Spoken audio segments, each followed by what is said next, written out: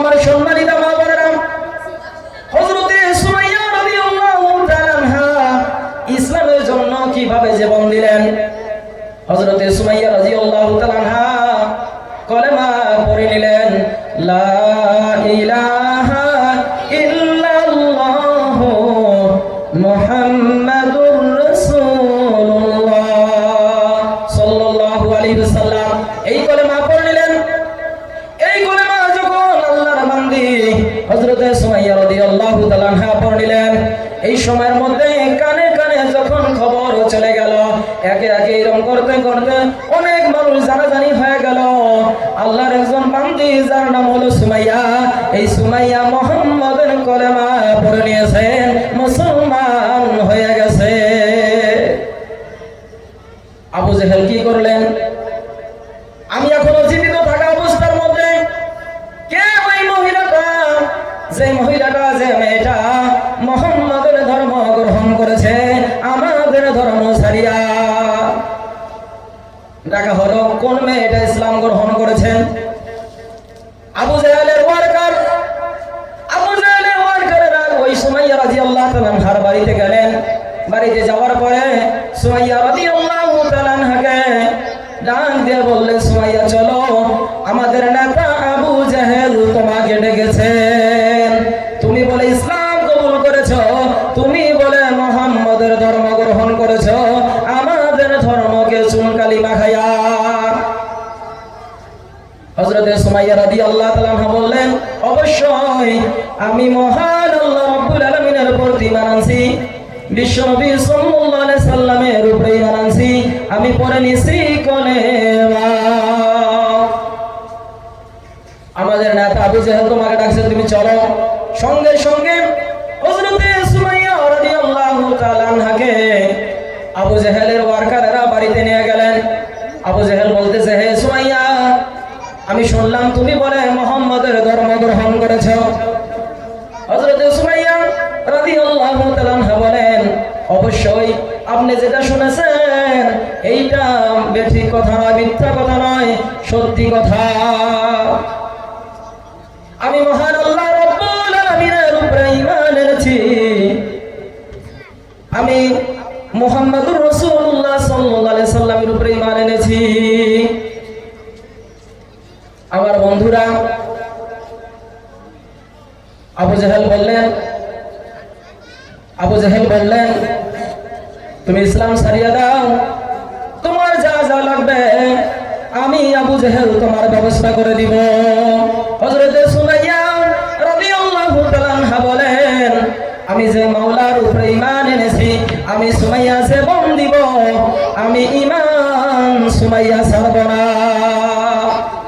এই কথা একবার নয়, দুইবার নয় রে বন্ধু, তিনবার বললেন, আমি সুমাইয়া জীবন দিব, সমস্ত কিছু ছেড়ে দিব, সমস্ত কিছু হারাইতে রাজি, আমি সুমাইয়া ঈমান হারাইতে রাজি না।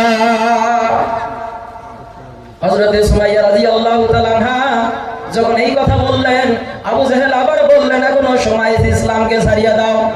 হযরতে সুমাইয়া রাদিয়াল্লাহু তাআলা আনহা বলেন, আমি তো বলে দিলাম ইসলাম ছাড়ব না, জীবন দিতে রাজি, মহান আল্লাহ রাব্বুল আলামিনের উপরে যে ঈমান আনছি, এই ঈমান আমি ছেড়ে দিব না। আবু জেহেল যখন এই কথা শুনলেন, আবু জেহেল কি করলো? আবু জেহেল বলে দিল, হে আমার ওয়ার্কারেরা, হে আমার দলের সাথীরা, তোমরা এই সুমাইয়ার শরীর থেকে কাপড়গুলা খুলিয়া দাও, সম্পূর্ণ উলঙ্গ করে দাও। এই হাজার হাজার পুরুষের সামনে এই সুমাইয়াকে একবারে সম্পূর্ণ উলঙ্গ করে দাও। তাকে শরম দেওয়া হোক, তাকে কষ্ট দেওয়া হোক, সে যদি ইসলাম ছাড়বে না, জীবন দিতে রাজি, সম্মান হারাইতে রাজি, আর যদি এত ইচ্ছা এই হাজার হাজার মানুষের মধ্যে সুমাইয়াকে উলঙ্গ করে দাও। হযরতে সুমাইয়া রাদিয়াল্লাহু তাআলা আনহাকে এত মানুষগুলির মধ্যে উলঙ্গ করে দিলেন, সম্পূর্ণ উলঙ্গ হয়ে গেল। হযরতে সুমাইয়া ডাক দিয়ে কয়, মালিক, আমি তোমার গোলাম, আমি তোমার বান্দি, আমি তোমার উপরে ঈমান আনছি, জীবন গেলে জীবন যাবে, ইজ্জত গেলে ইজ্জত যাবে। মালিক, তোমার উপরে যে কলেমা, তোমার উপরে সেই ঈমান আমি সুমাইয়া ছেড়ে দিব না। হযরতে সুমাইয়া রাদিয়াল্লাহু তাআলা আনহা মহান আল্লাহ রব্বুল আলামিনের কাছে এই কথা বলে বলে কান্দে, আল্লাহ গো আমার সমস্ত কিছু চলে যাবে, আল্লাহ আমার ঈমান যাতে চলে না যায়। সমস্ত কাপড় খুলে দিলেন। আবু জেহেল বলল, এখনো সময় আছে, ইসলাম ছেড়ে দাও। ইসলাম যদি না ছাড়ো এরপরে পরিণত ভয়াবহ হয়ে যাবে। তখন বললেন, আমি একবার বলেছি সমস্ত কিছু ছেড়ে দিব, কিন্তু আমি ঈমান ছাড়ব না। এবার আবু জেহেল কি করলেন? বুঝলেন যে সুমাইয়ার ঈমান মজবুত, জীবন দিবে কিন্তু ঈমান ছাড়বে না। আবু জেহেল কি করলেন? হাতের মধ্যে একটা লোহার বর্শা নিলেন। ওই বর্শা নিয়ে আবার বললেন, এ সুমাইয়া এখনো সময় আছে, এই যে দেখো এটা কি আমি কি করব, এখনো সময় আছে, ইসলামকে ছাড়িয়ে দাও। সুমাইয়া শেষবারের মতো বলে, ও মালিক, তোমার উপরে যে ঈমান আনছি, আমার মনে হয় আমি আর বাঁচতে পারবো না, মরে যাব। আল্লাহ মউত পর্যন্ত আমার ঈমানের হেফাজত মাওলা তুমি করো। এই কথা বলার লগে লগে গো পাষণ্ড যার মনে দয়া নাই মায়া নাই, ওই আবু জেহেল হাতে লোহার বর্শা নিয়া হযরতে সুমাইয়ার লজ্জাস্থানের মধ্যে ঢুকায় দিলেন। লজ্জাস্থানের মধ্যে যখন বর্শা মেরে দিলেন, সামন দিয়া মারলেন, পিছন দিয়া বের হয়ে গেল। আল্লাহর বান্দি সুমাইয়া ইসলামের জন্য জীবন দিল, কিন্তু ঈমান ছাড়ল না। ইসলামের জন্য সুমাইয়া রাদিয়াল্লাহু তাআলা আনহা কি করলেন গো? মেয়েদের অবদান ইসলামের মধ্যে আছে। আমার প্রিয় হাজিরিন, এই কথাটা বলে আমার বক্তব্য শেষ করব। বিশ্বনবী সাল্লাল্লাহু আলাইহি ওয়াসাল্লাম বলেন, এই দুনিয়ার জমিনে তোমরা উত্তম সম্পদ রেখে যাও। সাহাবারা বলে, নবী গো আমাদের তো কোনো মাল নাই, আমরা কি রেখে যাব? আল্লাহর নবী বলেন, দুনিয়ার জমিনে একজন নেককার ভালো সন্তান তোমরা রেখে যাও। তুমি মরে যাইবা, তোমার কবরটা নূর হয়ে যাবে। তুমি মরে যাইবা, কবরটা আমার আল্লাহ রাব্বুল আলামিন জান্নাতের বাগান বানায় দিবে। সন্তান যদি ভালো হয়, ওই সন্তানের নেক আমলের বদলে ওই মা বাবা কবরে কিয়ামত পর্যন্ত সদকায়ে জারিয়ার সওয়াব পাইতে থাকবে। মা বাবা কত বড় নিয়ামতের বস্তু। সারা দুনিয়া থেকে কত মানুষ মক্কা মদিনার জমিনে যায় হজ করার জন্য, কত মানুষ হজে গেছে আর কত মানুষ হজ থেকে আসছে। কার হজ কবুল হয়েছে কেউ বলতে পারবে না রে বন্ধু।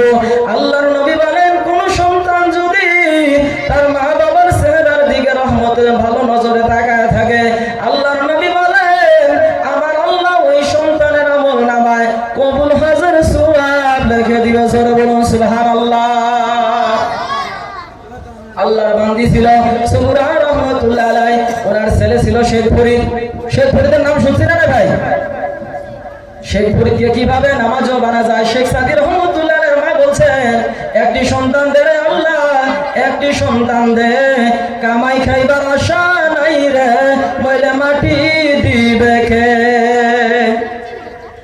আমার ছেলে যাতে আমার জানাজার নামাজ পড়াইতে পারে, আমার কবরে মাটি দিতে পারে, দুটি হাত তুলে মহান আল্লাহ রাব্বুল আলামিনের কাছে যাতে দোয়া করতে পারে। কিভাবে মেহনত করলে কেমন করে আমার ছেলেকে নামাজি আল্লাহওয়ালা বানাইতে পারি। শেখ ফরিদ রহমতুল্লাহ আলাইহি চেনি খাইতেন, চেনি খাওয়া পছন্দ করতেন। এবার মা একদিন বলে, বাবারে তুমি যদি মহান আল্লাহ রাব্বুল আলামিনের হুকুম নামাজ যদি আদায় করো, আল্লাহ রাব্বুল আলামিন তোমার শ্রেণীর ব্যবস্থা করে দিবেন। কিন্তু শ্রেণীটা সর্বপ্রথম মা দিবে, যে আমি শ্রেণী দিব কিন্তু আমার কথা বলবো না, আমি শ্রেণী দিব আর বলবো বাবা তুমি নামাজ পড়ো। নামাজ পড়লে আল্লাহ শ্রেণী দেয়, নামাজ পড়লে আল্লাহ শ্রেণী দেয়। আল্লাহর কথা যাতে আমার ছেলে বলে। তুমি নামাজ পড়বা আর নামাজ পড়ার পরে যাই নামাজ উল্টায় দেখবা, দেখবা যে সুন্দর করে তোমার জন্য শ্রেণী রাখা হয়েছে। বাবা তুমি কি নামাজ পড়তে চাও না? তখন বলতেছে অবশ্যই আমি চিনি পছন্দ করি, চিনি খাই, নামাজ পড়লে যদি আল্লাহ চিনি দেয় অবশ্যই আমি নামাজ পড়তে চাই। কিভাবে নামাজ পড়বেন, সুন্দরভাবে কিভাবে ওযু করা লাগে ওযুটা শিখাই দিলেন, কিভাবে নামাজে দাঁড়ানো লাগে সেভাবে শিখাই দিলেন, যায় নামাজ বিছায় দিলেন। এবার নামাজ পড়তেছেন আর মা জননী পিছন দিক থেকে এক টোপলা শ্রেণী রেখে দেয়। নামাজ শেষ করার পরে হযরতে শেখ পরি যায় নামাজ উল্টায় দেখে শ্রেণী, জোরে বলুন সুবহানাল্লাহ। বাবারে নামাজ পড়েছ, নামাজ পড়েছি, শ্রেণী পাইছো, পাইছি, কে দিছে? আল্লাহ দিছে। বাবারে ফজরের নামাজ পড়লা, শ্রেণী পাইলা, জোহরের নামাজ কি পড়তে চাও না? মাগো জোহরের নামাজ পড়লে কি আল্লাহ শ্রেণী দিবে? অবশ্যই আল্লাহ তোমাকে চিনি দিবে। জোহরের নামাজে দাঁড়ায় গেলেন, নামাজ পড়ার জন্য দাঁড়ায় গেলেন, মা শ্রেণীটা রেখে দিলেন, নামাজ পড়ার পরে দেখে শ্রেণী। এরকম করে অনেক দিন চলে গেলেন, অনেকদিন চলে গেলেন। যখনই নামাজ পড়ে তখনই চিনি পায়।